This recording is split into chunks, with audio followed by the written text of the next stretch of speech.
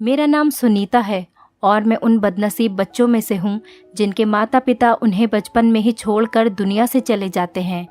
माता पिता के गुजरने के बाद मैं अपने चाचा चाची के साथ रहने लगी। चाची मुझे बिल्कुल भी पसंद नहीं करती थी, लेकिन चाचा मेरा बहुत ख्याल रखते थे और इसी बात पर चाचा चाची दोनों में आए दिन झगड़ा होता रहता। चाचा मुझे बिल्कुल अपनी बेटियों की तरह ही समझते थे। जो चीज़ वो उनके लिए लेकर आते वही चीज़ मेरे लिए भी लेकर आते, लेकिन चाची वो चीज़ मुझसे छीनकर अपनी बेटियों को दे दिया करती थी। वक्त गुजरता गया और चाचा वक्त के साथ बीमार रहने लगे और एक दिन अचानक से उनकी मौत हो गई और मैं फिर से अकेली रह गई। चाचा की मौत के बाद चाची ने अपना असली रंग दिखाना शुरू कर दिया। जो थोड़ा बहुत चाचा की वजह से वो कुछ कह नहीं पाती थी, अब उन्होंने उसका बदला लेना शुरू कर दिया। घर के सभी नौकरों को हटाकर उन्होंने घर का सारा काम मेरे ऊपर डाल दिया। उस वक्त मेरी उम्र 18 साल थी और 18 साल की लड़की पूरा घर संभालने लगी। जैसा जैसा चाची कहती मैं वैसा ही करती। उनके खिलाफ एक शब्द भी नहीं बोलती, क्योंकि उन्हें मेरी बातें सुनना बिल्कुल भी पसंद नहीं था। वो बस यही चाहती थी कि मैं हमेशा अपना मुंह बंद रखूं और चुपचाप घर का हर एक काम करती रहूं और घर के बाहर किसी से भी इसके बारे में ना कहूं। इसीलिए वो मुझे कभी भी घर से बाहर नहीं जाने देती थी। चाचा का एक बेटा था, उसका नाम हिमांशु था। हिमांशु 20 साल का था और ना जाने उसका दिल मुझ पर कब आ गया पता ही नहीं चला। वो मन ही मन मुझे पसंद करने लगा था और चाची को ये बात बिल्कुल भी बर्दाश्त नहीं होती कि जिस लड़की से वो बचपन से नफरत करती आ रही थी वही उनके घर की बहू बन जाए। अपने बेटे की शादी के लिए चाची के बहुत अरमान थे। वो अपने बेटे के लिए एक पढ़ी लिखी, खूबसूरत और एक अमीर खानदान की लड़की से शादी कराना चाहती थी और मैं तो गरीब लड़की थी जिसके माता पिता बचपन में ही गुजर गए थे और उन्हें मुझसे शादी करने पर दहेज में कुछ भी नहीं मिलता। वो ये बात बहुत अच्छी तरह से जानती थी। हाँ, लेकिन मैं बहुत खूबसूरत थी, इतनी खूबसूरत कि खुद को शीशे में देखती तो हैरान होती, क्या सच में ये मैं ही हूँ? ये चेहरा क्या मेरा ही है? ये आंखें, ये होठ, ये काले घने बाल, क्या सच में मैं इतनी खूबसूरत हूँ? और एक यही खूबी मेरे अंदर थी जिसकी वजह से कोई भी मुझसे शादी करने के लिए तैयार हो जाता। चाचा का बेटा हिमांशु मेरा दीवाना बन गया था। उसने अपने दिल की बात चाची को भी बता दी और कहा कि अगर वो शादी करेगा तो सिर्फ मुझसे, वरना वो अपनी जान दे देगा। मैं हर वक्त डरी डरी रहती कि कहीं हिमांशु को कुछ हो गया तो चाची सारा इल्ज़ाम मुझ पर लगा देंगी और फिर मैं तो बिन माँ बाप की बच्ची थी तो मेरा क्या होगा। मैं हर समय भगवान से प्रार्थना करती कि जल्दी से मेरी शादी हो जाए और मैं इस नर्क से निकलूं, क्योंकि मैं किसी भी कीमत पर हिमांशु से शादी नहीं करना चाहती थी। मैं इस घर से बहुत दूर चली जाना चाहती थी।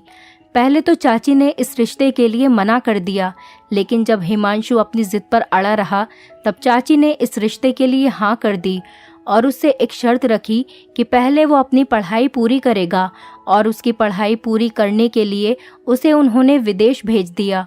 धीरे धीरे वक्त गुजरता गया और 2 साल पूरे हो गए।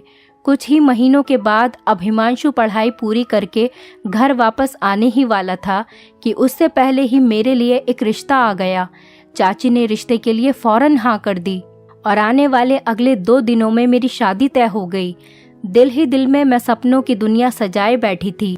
बहुत खुश थी मैं कि इस नर्क से चली जाऊंगी हमेशा हमेशा के लिए। शादी का दिन आ गया। मेरे ससुराल वालों ने दहेज लेने से भी मना कर दिया और मेरे लिए एक से एक कीमती कपड़े और जेवरात लेकर आए थे। मोहल्ले की सभी औरतें बातें बना रही थीं कि देखो तो सही, इस अनाथ का कितना अच्छा नसीब है। सारा सामान देखकर मैं भी बहुत खुश हुई कि मुझे इतना अच्छा ससुराल मिला है। शादी पूरे रीति रिवाजों के साथ संपन्न हुई और विदा होकर मैं अपने ससुराल पहुंची। इतना बड़ा घर मैंने आज से पहले कभी नहीं देखा था। मेरा कमरा फूलों से सजाया गया, लेकिन शादी की पहली रात ही मेरी सारी खुशी मेरे गम में बदल गई जब मुझे अपने पति के बारे में ऐसा राज पता चला जिसे सुनकर मेरे सर पर आसमान गिर पड़ा। मैं दुल्हन बनी घूंघट लिए फूलों की सेज पर अपने दूल्हे यानी प्रीतम का इंतजार कर रही थी। थोड़ी देर में प्रीतम कमरे में आए। मेरा चेहरा घूंघट में था और वो मेरे करीब आकर बैठ गए। लेकिन पता नहीं क्यों मुझे अचानक बहुत घबराहट होने लगी, जैसे कुछ बुरा होने वाला हो।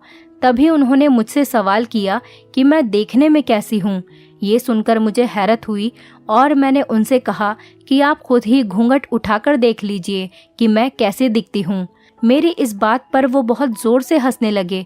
मुझे उनके इस तरह से ज़ोर से हंसने पर बहुत अजीब लगा। मैं सोचने लगी कि वो हंस क्यों रहे थे और क्यों मेरा घूंघट उठाकर नहीं देख रहे थे। मैंने खुद ही अपना घूंघट उठाकर उन्हें देखा तो वो सामने देख रहे थे, मेरी तरफ देख भी नहीं रहे थे। तो मेरा दिल डूब गया। मैंने उनसे कहा कि आप मुझसे नाराज़ हैं क्या? आप इस शादी से खुश नहीं हैं जो मुझे देख नहीं रहे? तो ये सुनकर वो फिर से हंसने लग गए। मुझे उनका ये रवैया बहुत अजीब लगा। मुझे तो ये समझ ही नहीं आ रहा था कि वो ऐसा क्यों कर रहे हैं। हालांकि मुझे ऐसा महसूस हो रहा था कि वो इस शादी से बिल्कुल भी खुश नहीं हैं। शायद ऐसा हो सकता है कि वो किसी और को पसंद करते हों और घर वालों की ज़बरदस्ती से उन्होंने मुझसे शादी कर ली, इसीलिए वो बार बार हंस रहे हैं। मैंने उनसे सवाल किया कि क्या आप किसी और को पसंद करते थे? तो वो फिर से हंसने लगे। अब तो मेरा दिमाग ख़राब होने लगा कि ये क्या तरीका है भाई। आखिर कौन अपनी दुल्हन से बात करने की जगह हंसता है? अगर मैं उन्हें पसंद नहीं थी तो पहले ही बोल देते। लेकिन अब हमारी सुहागरात पर ये हरकत, ये तो कोई भी गवारा नहीं कर सकता। मेरा दिल तो जैसे किसी गहरे कुएं में जा गिर गया था। मेरी पूरी कोशिश ये थी कि वो एक बार मेरा चेहरा देख लें तो यकीन है कि उस लड़की को भूल जाएंगे जिससे कि वो मोहब्बत करते थे, या फिर कोई भी बात थी तो मेरा चेहरा देखने के बाद वो सब भूल जाएंगे, क्योंकि मैं थी ही इतनी खूबसूरत। मगर वो सामने ड्रेसिंग टेबल की तरफ देख रहे थे। मेरी तरफ नज़र उठाकर देखना तो उन्होंने गवारा तक नहीं किया। मैं तो यही सोचकर आई थी कि अपने पति और अपनी ससुराल की इतनी सेवा करूंगी कि मुझे वापस अपनी चाची के पास जाना ही न पड़े। तभी वो बोले कि क्या तुम्हें ये किसी ने नहीं बताया कि मैं देख नहीं सकता? ये सुनकर मुझे लगा कि शायद वो मजाक कर रहे हैं। मैं हैरत से उनको देखने लगी। फिर मैंने कहा कि प्रीतम, ये मजाक का वक्त नहीं है। मुझे इस तरह का मजाक बिल्कुल भी पसंद नहीं और आपसे जुड़े हुए इस मजाक को तो मैं बिल्कुल भी बर्दाश्त नहीं करूंगी। ये आप क्या कह रहे हैं? मैंने एक अच्छी पत्नी की तरह उनसे ये बात कही। तो ये सुनकर वो फिर से हंसने लगे। फिर बोले कि सुनीता, ये दुनिया बहुत बेवफा है। अगर इंसान के अंदर कोई अच्छाई हो तो दुनिया उससे मोहब्बत करती है, लेकिन अगर उसी इंसान के अंदर कोई कमी हो तो दुनिया उसके साथ बहुत ही बुरा रवैया करती है। इस वक्त तुम मेरी मोहब्बत की दावेदारी कर रही हो, लेकिन मैं तुम्हें बता दूं कि मैं तुम्हारी मोहब्बत के लायक नहीं हूं, क्योंकि मैं एक अंधा शख्स हूं। मैंने सबसे सुन रखा है कि तुम बहुत हसीन हो, लेकिन अफसोस मैं तो तुम्हारे हुस्न को देख ही नहीं सकता। प्रीतम बोलते जा रहे थे, लेकिन मुझे अभी भी महसूस हो रहा था कि शायद वो मजाक कर रहे हैं और मुझे उनके इस तरह मजाक करने पर बहुत गुस्सा आ रहा था। लेकिन थोड़ी ही देर में मुझे एहसास हो गया कि ये मजाक नहीं था, ये एक बहुत ही ख़तरनाक हकीकत थी और मैं अपनी आंखों से अपने पति को देख रही थी। मेरे सपनों का महल एक ही मिनट में ज़मीन पर आकर धड़ाम से गिर गया। मैं क्या सोचकर यहाँ आई थी और जिस इंसान के भरोसे आई थी, वो इंसान तो खुद ऐसा है कि उसे किसी और का सहारा चाहिए। वो मुझे सहारा कैसे देगा? मेरे साथ धोखा हुआ था, बहुत बड़ा धोखा, और ये धोखा मेरी चाची और मेरे ससुराल वालों ने मिलकर मेरे साथ किया था। मेरा ये सोच सोचकर गुस्से से बुरा हाल हो गया। मैं एकदम से खड़ी हो गई और कहने लगी कि आप लोगों को शर्म नहीं आई एक गरीब बिन माँ बाप की बच्ची के साथ इतना बड़ा धोखा करते हुए? मैंने उनसे कहा तो प्रीतम कहने लगे कि हमने तुम्हारी चाची को सब कुछ बता दिया था कि मैं देख नहीं सकता हूँ, और उन्होंने तुम्हें नहीं बताया तो इसमें हमारा क्या कसूर? तुम्हारे साथ धोखा हमने नहीं बल्कि तुम्हारी खुद की सगी चाची ने किया है। उन्होंने हमसे ये कहा था कि उन्होंने तुम्हें सब कुछ बता दिया है और तुम इस बात पर राजी हो। प्रीतम ने कहा तो मुझे गुस्सा आ गया। मैंने कहा, मैं राजी हूँ? क्या मैं राजी हो सकती हूँ एक ऐसे इंसान से शादी करने पर जो देख ही नहीं सकता? हे भगवान, मैं कहाँ जाऊँ? मैं तो अपनी तमाम कश्तियाँ जलाकर यहाँ आई थी और अब मेरे पास वापस जाने का कोई रास्ता नहीं बचा। मैं तो यहाँ ये सोच कर आई थी कि अब अपनी चाची के घर कभी दोबारा पलटकर नहीं जाऊंगी। और ये कहकर मैं जोर जोर से रोने लगी। प्रीतम चुपचाप अपने बिस्तर पर आकर सो गए। इसके बाद उन्होंने मुझसे कोई भी बात नहीं की और जल्द ही नींद की देवी उन पर मेहरबान हुई और वो सोते चले गए। और मैं हैरान और परेशान जागती रही। रात के न जाने कौन से पहर मेरी आंख लग गई कि मुझे पता ही नहीं चला। मेरी आंख खुली तो प्रीतम सो रहे थे। मेरे जागने की आवाज़ पर वो भी जाग गए। उन्होंने सहारा तलाश किया, लेकिन मैं इतने गुस्से में थी कि मैंने उन्हें सहारा देना भी ज़रूरी नहीं समझा कि मुझसे पहले भी तो अपना काम खुद ही करते होंगे। ये कमरा उनका था। अंदाजे के मुताबिक वॉशरूम चले गए, फिर थोड़ी देर बाद बाहर निकले। मैंने उनसे कोई बात नहीं की। उन्होंने मुझे पुकारा कि सुनीता, क्या तुम यहाँ हो? मैं कमरे में ही थी, लेकिन मैं खामोश थी। मैंने उनकी बात का कोई जवाब नहीं दिया। मेरा दिल इतना ख़राब हो चुका था जिसकी कोई हद नहीं थी। मैं 20 साल की खूबसूरत जवान लड़की थी और उस पर जुल्म ये हुआ कि मेरा पति अंधा निकला, जो मेरी खूबसूरती को ना तो देख सकता था और ना ही मेरी खूबसूरती की तारीफ कर सकता था। अपनी जवानी बेकार होने का दर्द सिर्फ मैं ही जान सकती थी। मुझे तकलीफ हो रही थी और मेरी तकलीफ कोई दूसरा जान ही नहीं सकता था। दिन ऐसे ही गुजरते गए। मेरा ससुराल में दिल नहीं लगता, और लगता भी तो कैसे, क्योंकि जिसके भरोसे मैं आई थी वो तो किसी काम का ही नहीं था। मेरी सास ने मुझसे कहा कि तुम्हारी चाची को हमने सारी हकीकत बताई थी और उन्होंने कहा था कि तुम राजी हो, क्योंकि तुम इंसानी हमदर्दी की खातिर प्रीतम से शादी करना चाहती हो और अब मुझे तुमसे एक पोता चाहिए। मुझे नहीं पता, तुम मुझे हर हाल में पोता दो। अपनी सास से बात करने के बाद मुझे एहसास हो गया था कि मेरे ससुराल वालों की इसमें कोई गलती नहीं थी। उन्होंने मेरी चाची को अंधेरे में नहीं रखा था, लेकिन मेरी चाची ने मुझे धोखा दिया और मेरे साथ जुल्म किया। लेकिन मैंने अपनी सास से कहा, तो क्या ज़रूरत थी आपको अपने अंधे बेटे की शादी करने की? जिस पर वो बेचारी रोना शुरू हो गई और कहने लगी कि मेरे बेटे को अंधा तो ना कहो। मुझे भी गुस्सा आ गया। मैंने कहा कि अंधे को अंधा ना कहूँ तो क्या कहूँ?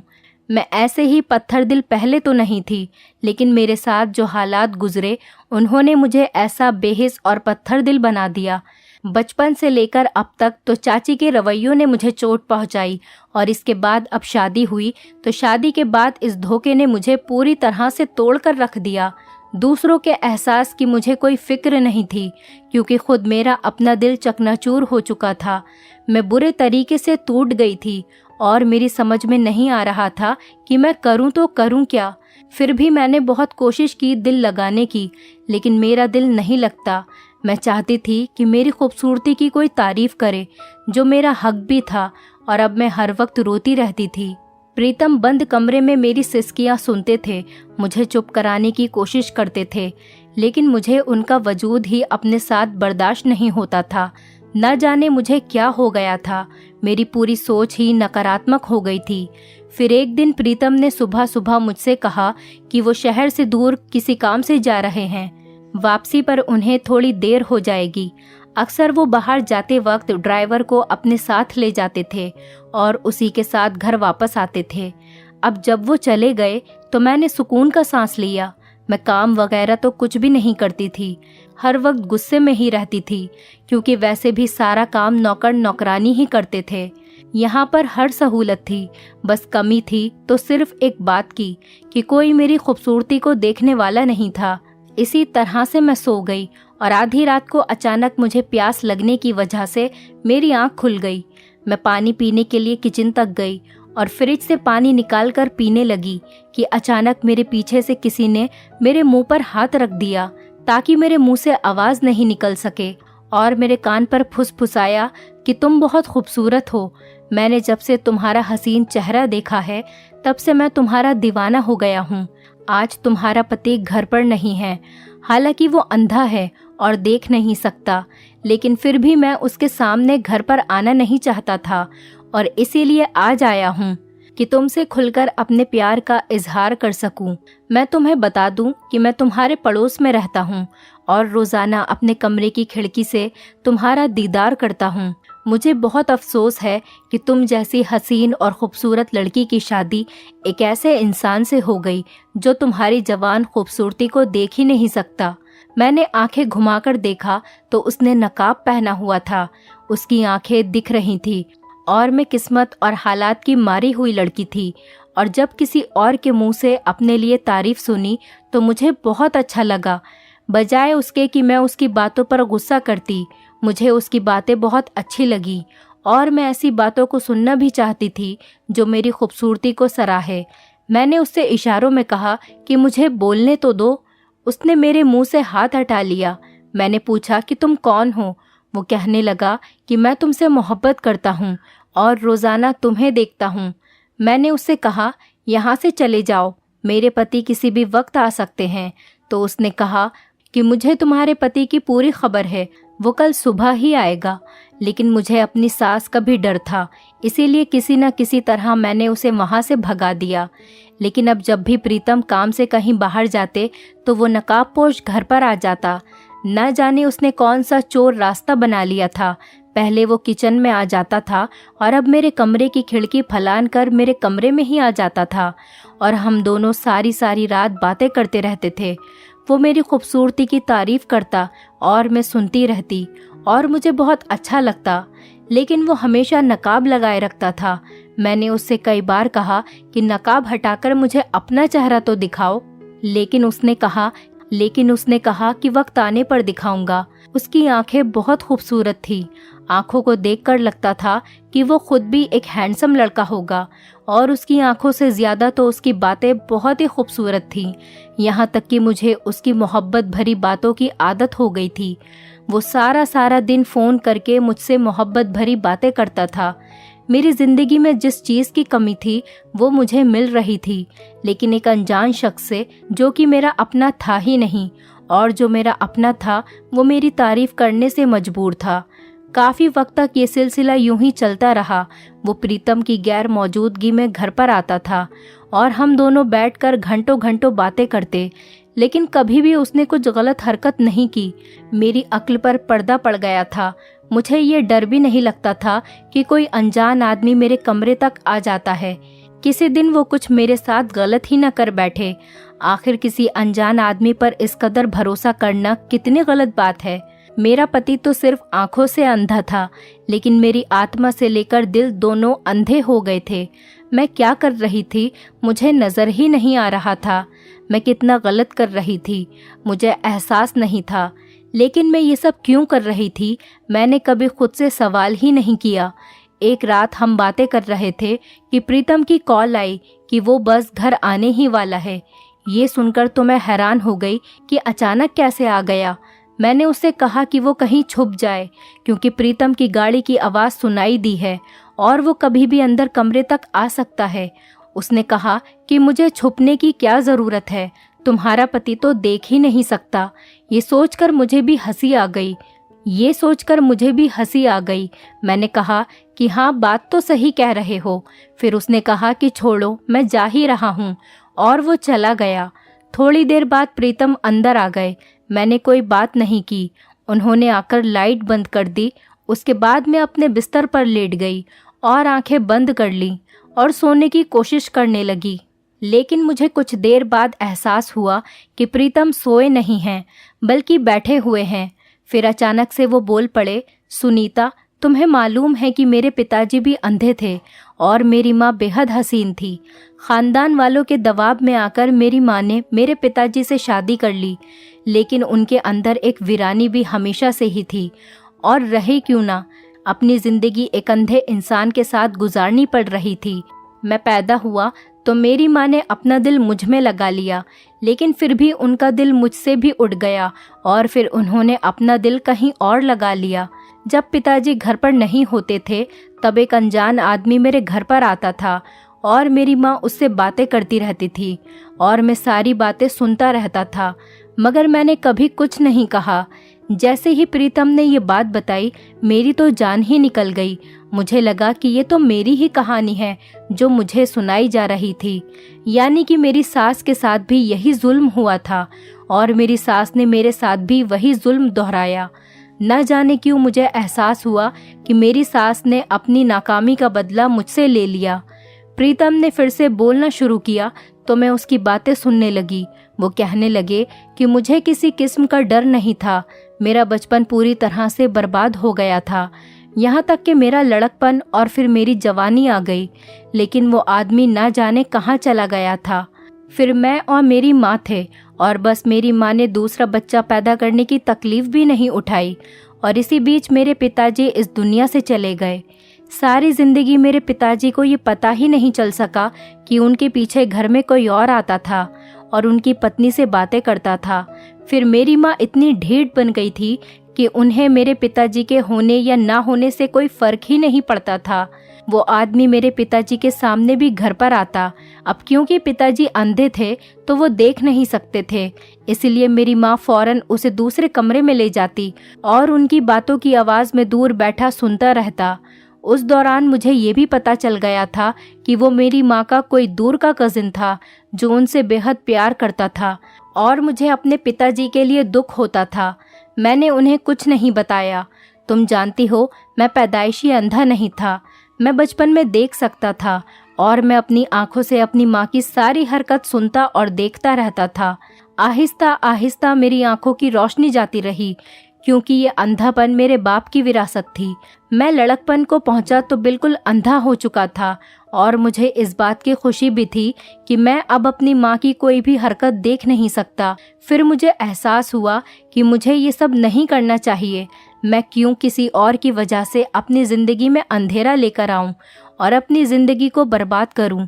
इसके बाद मैंने अपना इलाज शुरू किया और सुनीता, शादी की रात जब पहली बार मैंने तुम्हें देखा तो मैं तुम्हारे हुस्न को देखकर हैरान हो गया। ये कहते कहते प्रीतम खामोश हो गया और उसकी ये बात मेरे दिमाग पर धमाके की तरह असर कर गई कि वो तो अंधे थे, उन्होंने आखिर मुझे देखा कैसे। मैं एक झटके से उठकर बैठी और अंधेरे में उनके साए को देखती रही। आपने मुझे देख लिया? आप तो मुझे देख ही नहीं सकते थे क्योंकि आप तो अंधे थे ना। मुझे लगा कि शायद वो भी मजाक कर रहे हैं। तब प्रीतम ने आगे कहा कि मैंने लड़कपन के बाद ही अपनी आंखों का इलाज शुरू कर दिया था। मेरे साथ ज़्यादा मसला नहीं था। थोड़े से इलाज में ही और एक ऑपरेशन के बाद मेरी आंखों की रोशनी वापस आ गई थी और मैं सब कुछ देख सकता था। उसी दौरान मेरी माँ ने शादी की बात की और ये फैसला कर दिया कि मेरी शादी तुमसे हो जाए। और क्योंकि घर में किसी को पता नहीं था कि मेरी आंखों की रोशनी वापस आ गई है, इसीलिए उन्होंने लड़की का फ़ोटो दिखाना भी मुझे गवारा न किया और मैंने भी फ़ोटो देखने की कोशिश नहीं की क्योंकि मैं तो अपनी माँ से पहले से ही नाराज़ रहता था। जब हमारी शादी हुई तो मैं देख सकता था और मैंने तुम्हें देखा था, लेकिन मैं ये देखना चाहता था कि तुम किस तरह की पत्नी साबित होती हो। मेरे अंधेपन का सुनकर मेरा साथ देती हो या फिर मेरी पीठ पीछे मुझसे बेवफाई करती हो। लेकिन मुझे तुम्हारा रवैया देखकर बहुत अफसोस हुआ और मैंने तुम्हें छोड़ने का फैसला कर लिया। तुम्हारे सामने अंधेपन का ड्रामा मैंने सिर्फ 1 महीने किया और 1 ही महीने में तुमने मुझे छोड़कर अपना एक आशिक बना लिया। प्रीतम की बात सुनकर तो जैसे मेरे सर पर आसमान गिर गया, मेरे पैरों के नीचे से ज़मीन निकल गई। सुनीता वो नकाबपोश कोई और नहीं, मैं ही था। उनकी बात सुनकर तो मुझ पर बेहोशी आने लगी कि मेरे साथ क्या हो रहा था। मुझे समझ ही नहीं आ रहा था कि मैं अपनी किस्मत पर कैसे मातम करूं। मुझे समझ ही नहीं आ रहा था आपने ये सब क्यों किया मेरे साथ। मैंने हिम्मत करके प्रीतम से सवाल किया। प्रीतम ने उठकर कमरे की लाइट ऑन कर दी और वो नकाब दराज से निकाला और अपने चेहरे पर लगा लिया तो मैंने देखा कि ये वही आदमी है जो मुझसे मिलने रोज आता था। मैं अपने पति की नफरत से इतनी ज़्यादा आगे बढ़ गई थी कि मैंने कभी उसकी तरफ गौर ही नहीं किया, यहाँ तक कि मैं उनकी आंखें भी पहचान नहीं सकी। तभी प्रीतम कहने लगे कि सुनीता, अगर मैं शादी के बाद किसी हादसे में अंधा हो जाता, क्या तुम तब भी किसी और से कांटेक्ट कर लेती? प्रीतम के इस सवाल ने मुझे शर्मिंदा कर दिया। मेरे पास बोलने के लिए कुछ भी नहीं था। मुझे तो बस ऐसा लग रहा था कि बस ज़मीन फट जाए और मैं उसके अंदर समा जाऊं। मुझे उस नकाबपोश से प्यार हो गया था और फिर वो मेरा पति ही था। और अब मैं आखिर जाऊं तो जाऊं कहाँ? मेरी समझ में कुछ भी नहीं आ रहा था। तभी प्रीतम ने कहा, सुनीता, मैं तुमसे नाराज नहीं हूँ। मैं दरअसल हालात का मारा हुआ इंसान था जिसने अपनी माँ की बेवफाई देखी थी और मैं उसकी सज़ा एक मासूम लड़की को देना चाह रहा था, उसे आजमाकर देखना चाह रहा था। लेकिन आज मुझे एहसास हो रहा है कि मैंने कितना गलत किया। मैं तुम्हें माफ़ करता हूँ क्योंकि मैं तुम्हारे किरदार को जान गया हूँ कि तुमने एक अजनबी से सिर्फ बातें की। अगर तुम चाहती तो तन्हाई में बहुत कुछ कर सकती थी, लेकिन फिर भी तुमने अपनी हदों का ध्यान रखा और मुझे एहसास हो गया है कि तुम्हें सिर्फ मोहब्बत भरी बातों की ही ज़रूरत थी, जो कि मैं तुम्हें किसी वजह से दे नहीं सका। तुम्हारे अंदर कोई भी बुराई नहीं थी, बल्कि तुम्हारे अंदर एक एहसास कमतरी था। सुनीता, मैं तुम्हें क्या माफ़ करूँगा, बल्कि मैं तो इस काबिल ही नहीं हूँ कि तुम मुझे माफ़ करो। मेरे अंदर हिम्मत नहीं है कि मैं तुमसे माफ़ी मांग सकूं। मेरे अंदर हिम्मत ही नहीं है कि मैं तुमसे माफ़ी मांग लूं, क्योंकि गलत मैंने तुम्हारे साथ किया है, तुमने मेरे साथ नहीं किया। मैंने तुम्हें बेवजह झमेले में डाला और तुम्हारा इम्तिहान लिया जिसके तुम कतई हकदार नहीं थी। प्रीतम ने कहा तो मैं रोते हुए उनके गले से लिपट गई और मैंने उनसे कहा कि मैंने आपको माफ़ कर दिया और वो भी मुझे माफ़ कर दें। दोस्तों, उम्मीद करती हूँ आपको हमारी कहानी पसंद आई होगी। कहानी पसंद आई है तो वीडियो को लाइक करें, चैनल पर नए हैं तो चैनल को सब्सक्राइब करें और हाँ, नोटिफिकेशन बेल को ज़रूर दबाएं ताकि अगली अपडेट सबसे पहले आपको मिले।